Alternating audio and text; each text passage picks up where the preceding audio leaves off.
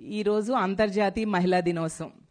మనం చాలా అంతర్జాతీయ మహిళా దినోత్సవాలు చేసుకున్నాం.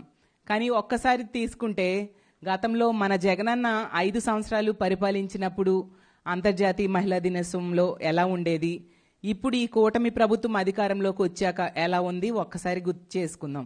అప్పుడు మహిళా భద్రతకి, మహిళాభ్యుదయానికి పెద్దపీట వేసేవారు జగనన్న. దాంతో మన అందరం కూడా చాలా సంతోషంగా ఒక పండగ వాతావరణంలో జరుపుకునే వాళ్ళం. ఈరోజు చూస్తే కూటమి ప్రభుత్వం మహిళా భద్రత కాలికి వదిలేసిన పరిస్థితి మనం చూసాం. అలాగే మహిళా సంక్షేమం తొంగలో తొక్కి ఇచ్చిన హామీలన్నీ కూడా ఏ ఒక్కటి నెరవేర్చని పరిస్థితి మనం చూసాం. ఈరోజు ఆంధ్ర రాష్ట్రంలో ఉన్న మహిళలందరూ కూడా బోరుని ఏడుస్తూ ఉన్నారు. అసలు నిరుద్యోగంలో ఉన్న మహిళలైతే తమ చెప్పులతో తమ చేతులతో తాము కొట్టుకుంటున్నారు, ఎందుకు ఈ కూటమి ప్రభుత్వానికి ఓటేసామా అని. ఆ రోజు తీసుకుంటే ఎన్నికల సమయంలో గతంలో జగనన్న ఇచ్చిన పథకాల కంటే ఎక్కువ పథకాలు ఇస్తాను అని చెప్పి ప్రజల్ని మభ్యపట్టి వీళ్ళు అధికారంలోకి వచ్చారు. కానీ ఇచ్చిన హామీల్లో ఏ ఒక్కటి కూడా నెరవేర్చిన పరిస్థితి మనం చూస్తూ ఉన్నాం. ఆ రోజు జగన్మోహన్ రెడ్డి గారి పాలన చూస్తే ఎన్ని పథకాలు ప్రవేశపెట్టిన ప్రతి పథకంలో కూడా మహిళలే లబ్ధిదారులుగా ఉండేవారు. అవునా కాదా? మనల్ని రాజకీయంగా, ఆర్థికంగా, సామాజికంగా ఉన్నత స్థానంలో కూర్చోపెట్టడానికి ఎంతగానో కృషి చేశారు. మన రక్షణ కోసం, మన మహిళల రక్షణ కోసం ఒక దిశా వ్యవస్థను తీసుకురావడం జరిగింది. ఆ దిశా వ్యవస్థలో దిశ యాప్, మనందరి ఫోన్లో దిశ యాప్ ఉంది కదా. దిశ యాప్ ఉంటే చాలు, మనకి ఎవరూ తోడవసరం లేదు. అర్ధరాత్రి అయినా ధైర్యంగా రోడ్డు మీద నడిచి వెళ్లేవాళ్ళం. ఎందుకంటే ఎవరైనా ఇబ్బంది పెడితే ఆ SOS బటన్ నొక్కితే 5 నిమిషాల్లో పోలీసులు వచ్చి మనల్ని రక్షిస్తారన్న ధైర్యం. ఈరోజు ఆ దిశ యాప్ లేదు. ఈ ప్రభుత్వం అధికారంలోకి వచ్చిన వెంటనే దిశ యాప్ నిర్వీర్యం చేసింది. దిశ పోలీస్ స్టేషన్స్ లేవు, సరిగ్గా పనిచేయట్లేదు.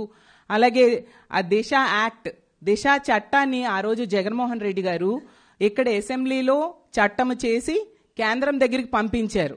కేంద్రంలో పెండింగ్లో ఉన్న అందులో ఉన్న అంశాలన్నీ కూడా మన రాష్ట్రంలో అమలయ్యేట్టుగా చేయడం జరిగింది. మహిళల వైపు కన్నెత్తి చూడాలంటేనా భయపడే పరిస్థితులు ఆ రోజు ఉండేది. ఈ రోజు చూస్తే మహిళల భద్రత గాల్లో దీపంలో ఉండే పరిస్థితి ఈ కూటమి ప్రభుత్వం అధికారంలోకి వచ్చాక మనం చూస్తూ ఉన్నాం. గతంలో అయితే మన మహిళలకి 50% రిజర్వేషన్స్ రాజకీయ పదవుల్లో, అలాగే నామినేటెడ్ వర్క్స్లో అన్నింట్లో కూడా 50% రిజర్వేషన్స్ జగన్మోహన్ రెడ్డి గారు ఇచ్చిన పరిస్థితి మనందరము చూసాం. అసలు ఎంతో మంది మహిళలు పదవుల్లో కూర్చునేవారు. జెంట్స్ అయితే అనుకునేవారు, అయ్యో జగనన్న ప్రభుత్వంలో మేము మహిళగా ఎందుకు పుట్టలేదా అనేసి. అంత చక్కగా మహిళలకు ఇంపార్టెన్స్ ఇచ్చారు. ఏ పథకం ప్రవేశపెట్టినా, అమ్మఒడి అవ్వచ్చు, చేయూత అవ్వచ్చు, ఆసరా అవ్వచ్చు, అలాగే ఇల్లు ఇవ్వచ్చు, 32 లక్షల ఇళ్ల పట్టాలు ఇచ్చారు, 22 లక్షల ఇల్లు కట్టించారు. అన్నీ కూడా మహిళల పేరుతో ఆ రోజు జగనన్న ఇవ్వడం జరిగింది. అలాగే మంత్రి పదవులు అవ్వచ్చు, ప్రతి దగ్గర కూడా మా శాసన మండలిలో అయితే వైస్ చైర్మన్గా ఒక మైనారిటీ మహిళకి ఇవ్వడం జరిగింది. అలాగే మనం చూస్తే మంత్రులుగా 4 మహిళలకి మంత్రులుగా అవకాశం ఇచ్చారు. డిప్యూటీ సీఎం పదవి ఇవ్వడం జరిగింది. ఇలా అన్ని రకాలుగా మహిళలకి ఎంతగానో అవకాశాలు ఇచ్చి ప్రోత్సహించారు జగనన్న. మన ఆడవాళ్ళు, మహిళలు సంపాదన కోసం, తమ ఖర్చుల కోసం భర్త మీదో, తండ్రి మీదో, అలాగే కొడుకు మీదో ఆధారపడకూడదు అని చెప్పి ఎంతగానో వాళ్ళకి ఆర్థికంగా చేయూతనిచ్చారు ఆ రోజుల్లో. ఈ రోజు తీసుకుంటే ఎన్నో పథకాలు పెడతాం, జగనన్న కంటే 10 రెట్లు ఎక్కువ ఇస్తామని చెప్పారు. జగనన్న ఎన్నికల సమయంలో ఎంతగానో మొత్తుకున్నా కూడా వినకుండా నమ్మి, కూటమిలో ఉన్న వాళ్ళు చెప్పే మాయ మాటలు నమ్మి ఓట్లు వేయడంతో ఈ రోజు కూటమి అధికారంలోకి వచ్చి ఎంత దారుణంగా మోసం చేసిందో చూసాం. ఒక బడ్జెట్ అయిపోయింది, రెండో బడ్జెట్ అయిపోయింది, చాలా దారుణంగా మోసం చేశారు.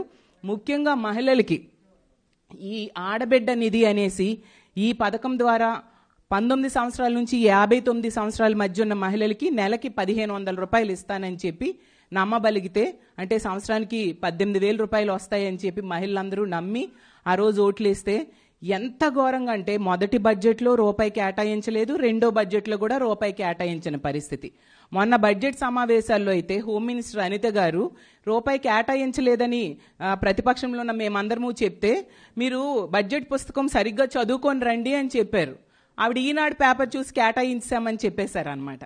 చూసే రూపాయి కేటాయించలేదు. ఈ రెండో బడ్జెట్లో కూడా రూపాయి కేటాయించిన పరిస్థితి. ఎంత దారుణంగా ఈ ఆడబిడ్డ నిధి అని చెప్పి మహిళలకి మోసం చేశారు. అప్పుడు చక్కగా చేయూత వచ్చేది జగనన్న ప్రభుత్వంలో. ఎంతమంది చక్కగా చిన్న చిన్న సెల్ఫ్ ఎంప్లాయ్మెంట్ ద్వారా వాళ్ళందరూ లబ్ధి పొందారు, ఉపాధి పొందారు, మనం అందరము చూసాము. అలాగే ఫ్రీ బస్ అయితే మనం చూసాం, యాడ్స్లో ఓదరగొట్టేశారు. ఏ పుణ్యక్షేత్రంకి వెళ్ళాలన్నా తిరుపతి, శ్రీశైలం, విజయవాడ, అన్నవరం, ఇలా శ్రీకాళహస్తి, కాణిపాకం ఎక్కడికి వెళ్ళాలన్నా మీరెవరూ అప్పుడే వెళ్ళకండి, కూటమి ప్రభుత్వం అధికారంలోకి వస్తుంది, ఫ్రీ బస్ ఇస్తారు, దాని మీద వెళ్దాము అని చెప్పి యాడ్స్లో ఓదరగొట్టేశారు. ఈరోజు చూస్తే మొన్ననే కౌన్సిల్లో ఆ మినిస్టర్ గారు చెప్తున్నారు, ఆ ఫ్రీ బస్ అంట కేవలం జిల్లాలకే పరిమితం అంట, రెండో బడ్జెట్లో కూడా దానికి నిధులు కేటాయించలేదు. అంటే ఇంచుమించు 2 సంవత్సరాల వరకు అది లేదు, తర్వాత కూడా ఇస్తారో లేదో తెలీదు. వీళ్ళు ఎక్కడ కాపీ కొట్టారు? పక్క రాష్ట్రాలు కర్ణాటక, తెలంగాణలో ఆ ప్రభుత్వాలు అమలు చేస్తున్నాయని చూసి కాపీ కొట్టి మహిళలకి ఈరోజు మోసం చేశారు. ఆ రాష్ట్రాల్లో వాళ్ళ గవర్నమెంట్ వచ్చిన నెల రోజుల్లోనే ఫ్రీ బస్ వచ్చేయడం జరిగింది. అంటే ఇలా ఎంత దారుణంగా మోసం చేసే ప్రభుత్వం ఇంతవరకు మనం చూడలేదు. చంద్రబాబు నాయుడు గారు చాలాసార్లు, ఇప్పటికీ ఇది 4వ సారి, గత 3 సార్లు కూడా ప్రజలకు మోసం చేశారు. ఈసారి నేను మారిపోయాను, నేను మోసం చేయను అని చెప్పి అధికారంలోకి వచ్చి ఇప్పుడు కూడా మహిళల్ని, ప్రజల్ని నిట్ట నిలువుగా మోసం చేసిన పరిస్థితి. మహిళల భద్రత మీరు అందరూ చూశారు. ఈరోజు మద్యము, గంజాయి, డ్రగ్స్ మన రాష్ట్రంలో ఎలా విలయ తాండవం చేస్తున్నాయో మనందరం చూస్తూ ఉన్నాం. మద్యం అయితే ఏరులై పారుతూ ఉండే పరిస్థితి. బెల్ షాప్స్ ప్రతిరోజు టీవీలో, పేపర్లో బెల్ షాప్స్ గురించి చూస్తూ ఉన్నాం. వేలం వేసేస్తున్నారు బహిరంగంగా. అంత దారుణంగా మద్యం ఏరులై పారుతూ ఉంది. గంజాయిని ఎంత ఘోరంగా పండిస్తూ ఉన్నారు, సరఫరా అవుతుంది, యువత పాడైపోతూ ఉండే పరిస్థితి. వీటన్నిటి వలన మహిళల మీద అఘాయిత్యాలు, హత్యలు, అత్యాచారాలు ఎంత ఎక్కువగా పెరిగిపోయి ఈరోజు రాష్ట్రంలో రోజుకి 50-60 సంఘటనలు మహిళల మీద దాడులు కానీ అఘాయిత్యాలు జరుగుతూ ఉండే పరిస్థితి రాష్ట్రంలో ఉంది. అంటే గంటకి 3 సంఘటనలు జరుగుతూ ఉన్నాయి. అంటే ఎంత భయానక వాతావరణం ఈ రాష్ట్రంలో ఉందో అర్థం చేసుకోవచ్చు.